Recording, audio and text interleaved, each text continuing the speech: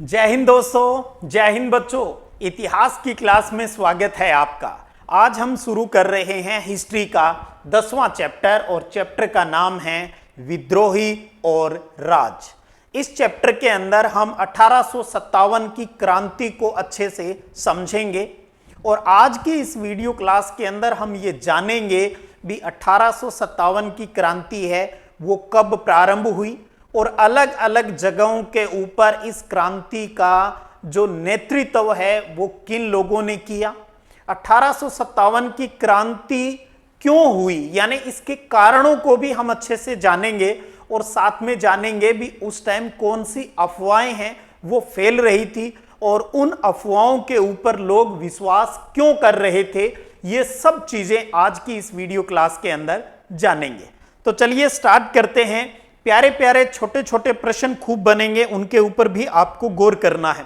पहला प्रश्न यही बनेगा, 1857 की क्रांति के समय मुगल बादशाह कौन था। हम प्रश्न की बात जरूर कर रहे हैं। मुगलों का उस टाइम अंतिम जो शासक था वो था बहादुर शाह जफर, जो कि नाम मात्र का शासक था। इसके पास कोई चौधर नहीं थी। आपको पता है चौधर तो सब अंग्रेजों के पास थी। अब बात आती है 1857 की क्रांति क्या अचानक हुई, ऐसा नहीं है।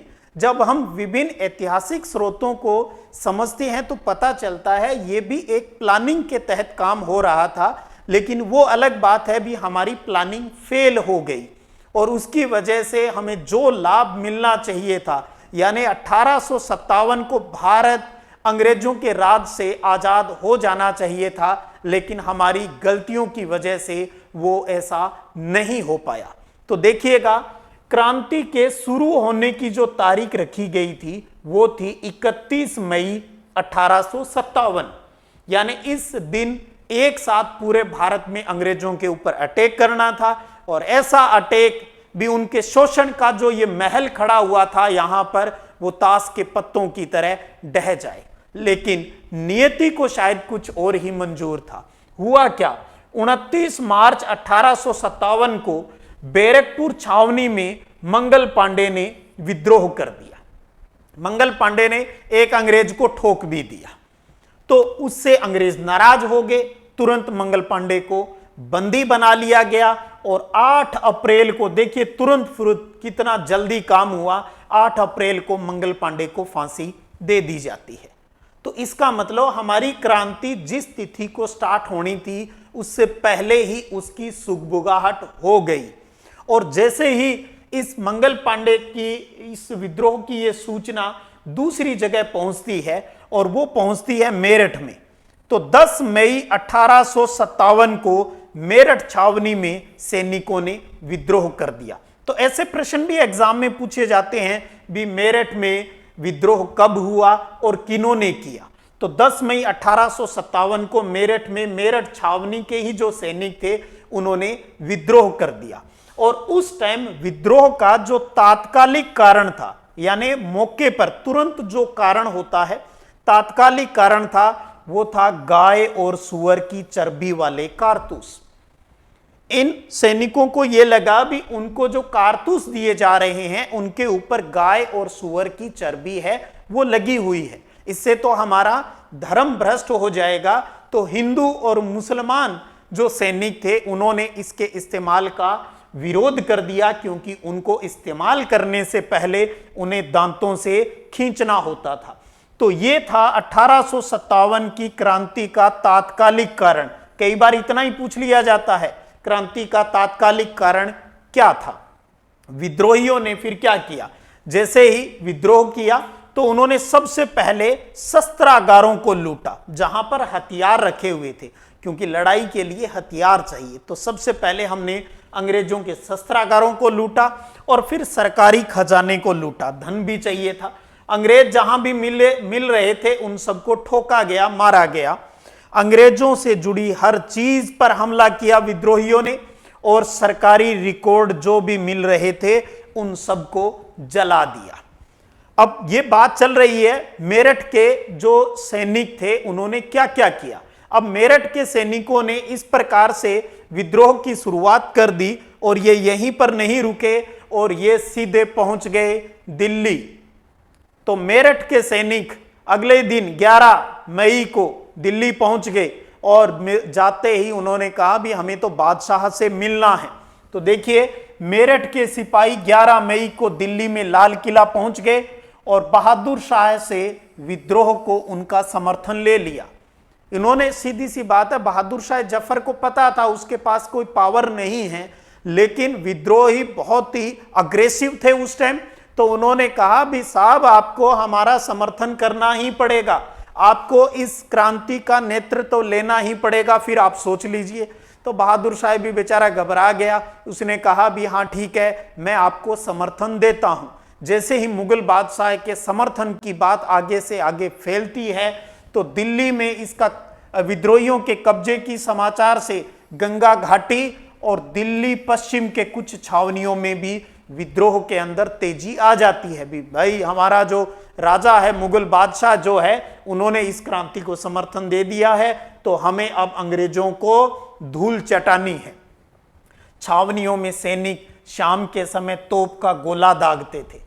जिस भी छावनी के सैनिक विद्रोह करते थे ये कुछ इंडिकेशन करते थे, तोप का गोला दाग देते थे या बिगुल बजाकर विद्रोह का संकेत है वो देते थे, और लोगों को भी मोटिवेट करते थे अंग्रेजों के खिलाफ होने के लिए। और इसके लिए हिंदी, उर्दू और फारसी में उनसे अपील की जाती थी, और इनकी अपील का ये असर हुआ भी आम जनता ने भी सैनिकों का साथ है वो दिया। तो सिर्फ सैनिक ही नहीं, आम जनता भी इस विद्रोह के अंदर शामिल थी। तो और इसके साथ साथ एक चीज और समझ लीजिए, यहां पर सिर्फ क्या अंग्रेजों के खिलाफ, अंग्रेजों के साथ साथ उनके जो चाटुकार जो लोग थे उनके खिलाफ भी विद्रोहियों ने, आम जनता ने विद्रोह किया था। जैसे लखनऊ, कानपुर और बरेली जैसी बड़े शहरों में शाहूकार और जो अमीर लोग थे वो भी विद्रोहियों के गुस्से का शिकार बनने लगे थे, क्योंकि किसान इन लोगों को अपना शोषक और अंग्रेजों का चाटुकार मानते थे। भी ये लोग, अमीर लोग, शाहूकार लोग किसानों का शोषण करते थे और ये अंग्रेजों का ही पक्ष लेते थे, उनके चाटुकार थे। इसलिए इस विद्रोह का सामना अमीर और शाहूकारों लोगों को भी इसका सामना है वो करना पड़ा था। कहानी को समझते चलिएगा, एक कहानी है ये तो, और छोटी क्लास से ही हम इसको पढ़ते आ रहे हैं। अब एक बहुत ही प्यारा प्रश्न, हो सकता है इस स्लाइड से तो आपको एक प्रश्न मिल ही जाएगा एग्जाम के अंदर भी। विद्रोहियों ने ऐसे लोगों को अपना नेता बनाया जो अंग्रेजों से पहले जो प्रमुख थे, जिनकी चौधर चलती थी, उन सबको राजी किया गया इस क्रांति के नेतृत्व के लिए। इसमें सबसे बड़ा नाम आता है, दिल्ली के अंदर बात करें तो पहले ही कर चुके हैं, मुगल बादशाह बहादुर शाह जफर ने नेतृत्व किया। इसी प्रकार कानपुर की बात करें तो नाना साहिब ने कानपुर 1857 की क्रांति के समय कानपुर के विद्रोह का नेतृत्व किसने किया? नाना साहिब ने। झांसी की बात करें यूपी के अंदर तो इसका नेतृत्व किया रानी लक्ष्मीबाई ने। बिहार की बात करें तो आरा के एक जमींदार थे कुंवर सिंह, तो कुंवर सिंह ने बिहार के जो क्रांति थी उसका नेतृत्व किया। अवध की बात करें तो वहां के नवाब वाजिद अली शाह ने इसका समर्थन किया और इसका नेतृत्व है वो भी किया। आपको यह ध्यान रखना है किस इलाके के अंदर इस क्रांति का लीडर कौन था, यही एग्जाम में पूछा भी जाता है। लखनऊ की बात करें तो बिरजिस कदर थे जिन्होंने इस क्रांति का नेतृत्व किया। तो दिल्ली हो गया मुगल बादशाह, कानपुर नाना साहिब, झांसी रानी लक्ष्मीबाई, बिहार में कुंवर सिंह, अवध की बात करें तो वाजिद अली शाह और लखनऊ की बात करें तो बिरजिस कदर का नाम आता है। इसके अलावा दो नाम और ध्यान में रखने आपको। यूपी के बड़ौत परगना के लोगों को संगठित करने का काम किया शाहमल ने। और कोल जो आदिवासी थे, झारखंड जो राज्य है वहां कोल जो जनजाति रहती है, तो उन कोल आदिवासियों का नेतृत्व संभाला था, उस व्यक्ति का नाम है गोनू। तो आपको ये 8-10 नाम हैं वो अच्छे से ध्यान में रखने हैं, एग्जाम में अक्सर यहां से प्रश्न है वो पूछा जाता है। अब बात आती है जी विद्रोह के प्रचार प्रसार में। भी इसका प्रचार प्रसार कौन लोग करते थे? तो आम जनता भी इसका प्रचार प्रसार कर रही थी भी ज्यादा से ज्यादा जो क्रांति है ये फैले, अंग्रेजों का नाश हो। धार्मिक जो लोग थे वो भी इसका समर्थन कर रहे थे। स्वयंभू पैगंबर जो खुद को भगवान मानने वाले थे वो भी इसका प्रचार प्रसार कर रहे थे। और लोकल जो भी लीडर थे वो सारे इस विद्रोह के प्रचार प्रसार यानी इस क्रांति के प्रचार प्रसार के अंदर लगे हुए थे। तो ये प्रचारक हो गए। इसके बाद बहुत प्यारा प्रश्न और बड़े प्रश्नों के अंदर भी पूछ लिया जाता है। आपको सिर्फ कहानी को समझना है और एग्जाम में प्रश्न किस तरीके से आता है उसके हिसाब से प्रश्न का जवाब देना होता है। तो टॉपिक है अब अपना 1857 के विद्रोह को फैलाने में अफवाहों और भविष्यवाणियों की क्या भूमिका थी। तो इसमें सबसे बड़ा जो टॉपिक आता है वो है एनफील्ड राइफल के चर्बी वाले कारतूस। एक प्रश्न ये भी आ जाता है, कई बार बोर्ड परीक्षा में पूछा हुआ है भी गाय और सुअर की जो चर्बी वाले जो कारतूस डालने थे उस राइफल का नाम बताइए। तो उस राइफल का नाम है एनफील्ड राइफल। ये भी अपने आप में प्रश्न है भी एनफील्ड राइफल के अंदर जो कारतूस डाला जाता था उस कारतूस के ऊपर गाय और सुअर की चर्बी लगी हुई थी, ऐसा माना जाता था। ये अफवाह उस टाइम चल रही थी और यही आपको पता है इस क्रांति का उस टाइम तात्कालिक कारण था और ये सैनिक कारण भी है। कई बार ऐसे अलग से पूछ लिया जाता है 1857 की क्रांति के सैनिक कारण बताइए, तो उसमें ये कारण भी आ जाता है। एक अंग्रेज अधिकारी के अनुसार इस अफवाह की जो शुरुआत है वो दमदम स्थित एक शस्त्रागार से हुई थी। हुआ क्या उसकी भी एक कहानी है। पूरी कहानी ये है, एक छोटी जाति के व्यक्ति ने एक ब्राह्मण सिपाही से पानी मांगा। उसने कहा भाई मुझे प्यास लगी है, तू अपने लोटे से मुझे पानी पिला दे, एक लोटा भर के पानी मुझे दे दे। लेकिन आपको पता है उस टाइम जात पात बहुत चलती थी, तो ब्राह्मण ने कहा अगर तुझे मैं मेरा लोटा दे दूंगा तो इससे तो हमारा धर्म भ्रष्ट हो जाएगा, मैं तो तुझे अपने लोटे से पानी नहीं पिलाऊंगा। तो उस व्यक्ति को बुरा लगा, तो उसने कहा कोई बात नहीं, तू तो मुझे पानी नहीं पिला रहा है लेकिन धर्म तो तेरा भ्रष्ट तब भी हो जाएगा। तब उस ब्राह्मण सैनिक ने पूछा भी कैसे हो जाएगा ऐसे, जब मैं तुझे लोटा दूंगा ही नहीं तो मेरा धर्म भ्रष्ट कैसे हो जाएगा। क्या तू सिपाही है, तू एनफील्ड राइफल यूज करता है, उसके अंदर अब जो नए कारतूस आए हैं उन कारतूसों के ऊपर गाय और सुअर की चर्बी लगी हुई है और उसको यूज करने से पहले तुझे अपने मुंह से यानी दांतों से उसे काटना होगा, तब क्या तेरा धर्म भ्रष्ट नहीं होगा क्या। ब्राह्मण के कान खड़े के खड़े रह गए उस टाइम और ये अफवाह तेजी से चारों तरफ फैलने लग गई। जो क्या कहानी थी क्या वो अब आपके सामने आ गई, लेकिन इस बात ने जोर पकड़ लिया भी अब जो हमें राइफल दी जा रही है, जो कारतूस हमें दिए जा रहे हैं उसके ऊपर गाय और सुअर की चर्बी लगी हुई है। हालांकि अंग्रेज सफाई दे रहे थे, अरे क्या सैनिकों ऐसा नहीं है, इसके ऊपर गाय और सुअर की चर्बी नहीं है बल्कि ग्रीस लगाया गया है, इसके ऊपर चिकनाहट लगाई गई है ताकि इसके अंदर एयर नहीं जाए और यहां से जो बारूद है वो बाहर नहीं निकले, ताकि युद्ध से पहले कोई नुकसान नहीं हो।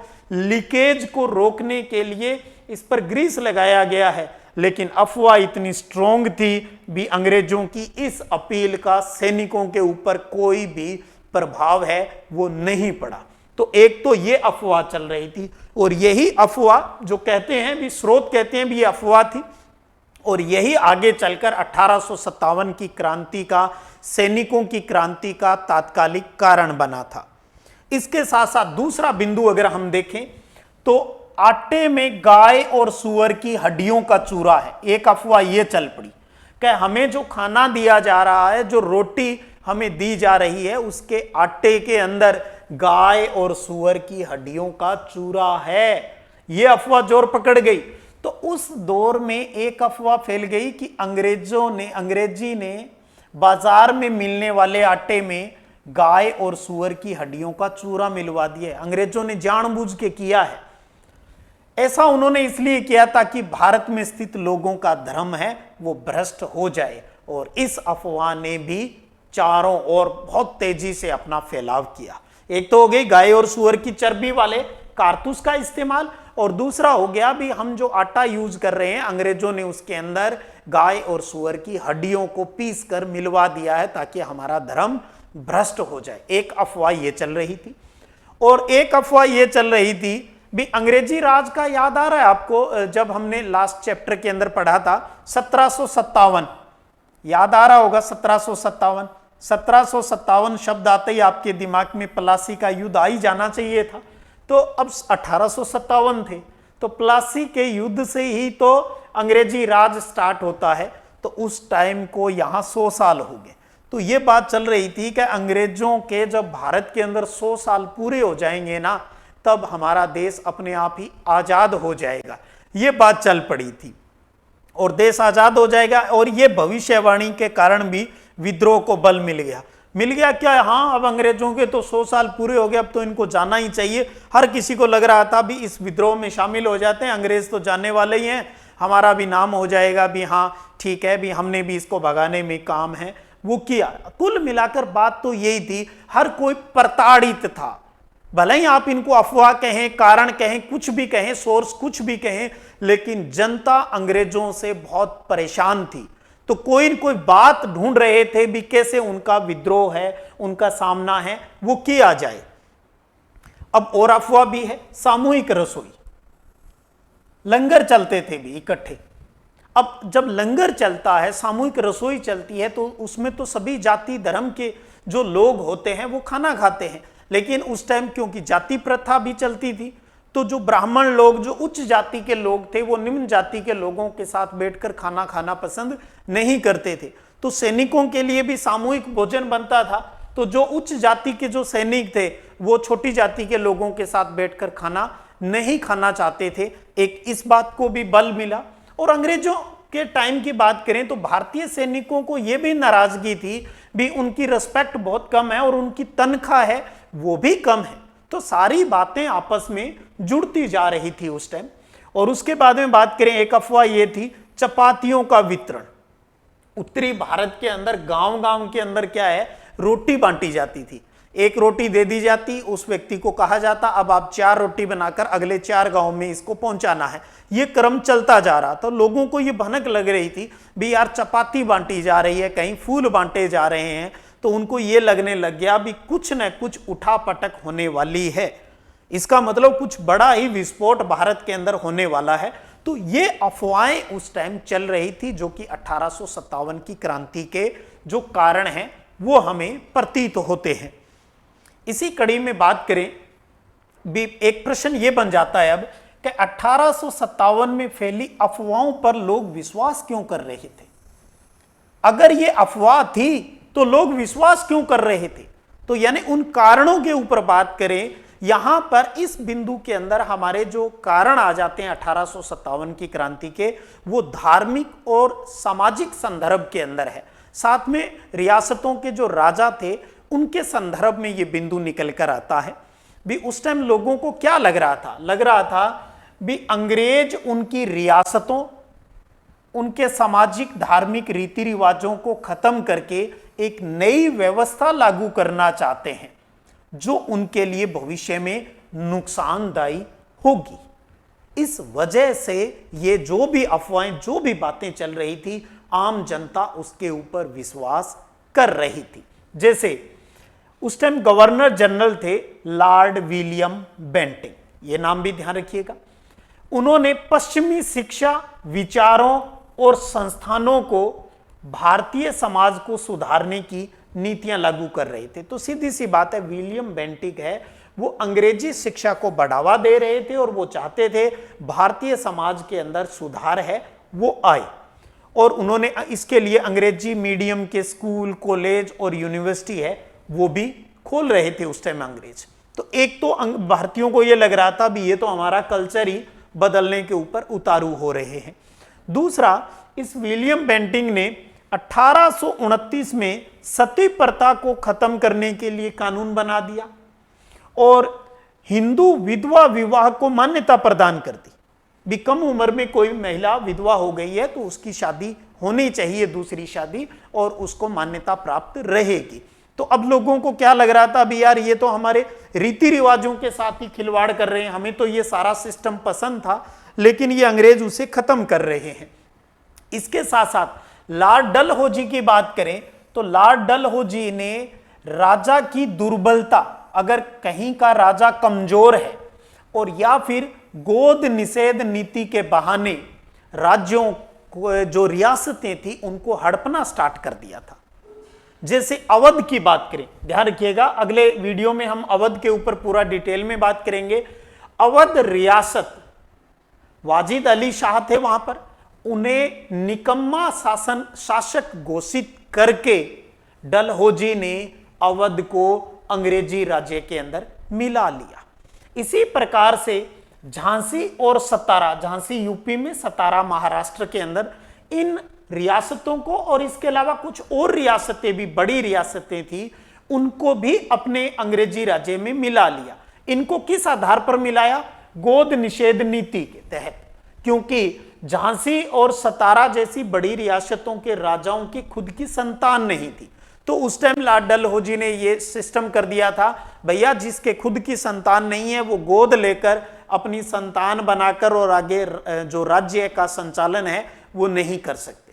जैसे ही राजा मर जाएगा उसके शासन को अंग्रेजी राज्य में मिला लिया जाएगा। तो लोगों को ये सिस्टम सही लग रहा था उस टाइम, उनको लगता था भी यार दत्तक पुत्र यानी गोद लेकर अपना वंश क्यों नहीं चलाया जा सकता, अंग्रेज तो हमारे सिस्टम को ही खराब कर रहे हैं। इन बातों का भी लोगों के ऊपर बहुत ही नकारात्मक इफेक्ट था। और इसके साथ साथ अंग्रेज लोग हैं वो ईसाई धर्म का प्रचार प्रसार कर रहे थे। हिंदू और मुस्लिम जो लोग थे उनको जबरदस्ती बुला फुसलाकर उन्हें जो क्रिश्चियन है, ईसाई है, वो बना रहे थे।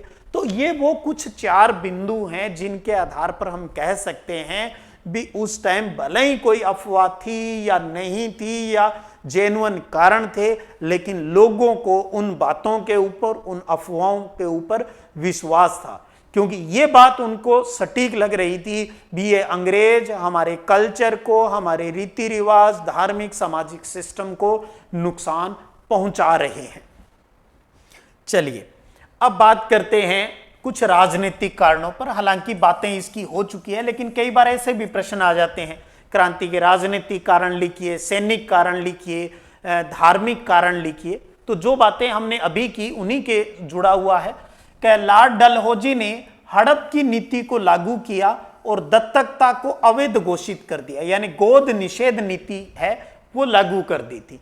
हड़प की नीति क्या है? इसके अंतर्गत अंग्रेजों ने कानून बनाया कि कोई भी ऐसा राजा जिसकी स्वयं की संतान नहीं है वह किसी भी बच्चे को गोद नहीं ले सकता, और उसकी मृत्यु के बाद क्योंकि उसका कोई वंशज नहीं है इसलिए सारा शासन अंग्रेजों के अधीन है, वो चला जाएगा। तो एक तो ये राजनीतिक कारण, और दूसरा कारण जो महत्वपूर्ण रहा वो था सहायक संधियों का। सहायक संधि का कंसेप्ट कौन लेकर आया? लॉर्ड वेलेस्ली लेकर आया था। कब लेकर आया? 1798 में। तो ये एक छोटा प्रश्न भी बन गया भी सहायक संधि लॉर्ड वेलेस्ली ने 1798 में लागू की, और इस सहायक संधि के अंतर्गत कुछ शर्तें होती थी। और क्या शर्तें थी? कि राजा अपनी स्वयं की सेना नहीं रख सकता, दूसरा अंग्रेजों की सेना को राजा के क्षेत्र में नियुक्त किया जाएगा, राजा खुद की सेना नहीं रखेगा लेकिन अंग्रेजी सेना वहां नियुक्त रहेगी, तीसरा इस सेना का सारा खर्चा उस राजा को उठाना पड़ेगा, चौथा कि अंग्रेजों की आज्ञा के बिना राजा न तो किसी से युद्ध कर सकता और न ही किसी से संधि कर सकता। और इन सभी शर्तों की वजह से राजा की शक्ति है वो दिनों दिन कमजोर होती गई और धीरे धीरे अंग्रेज उसके क्षेत्र पर कब्जा करना शुरू कर दिया। तो अवध की हमने जो बात की थी भी, अवध को भी अंग्रेजों ने अपने रियासत के अंदर यानी अपने अंग्रेजी शासन के अंदर मिला लिया था। उसका मूल कारण यही सहायक संधि थी।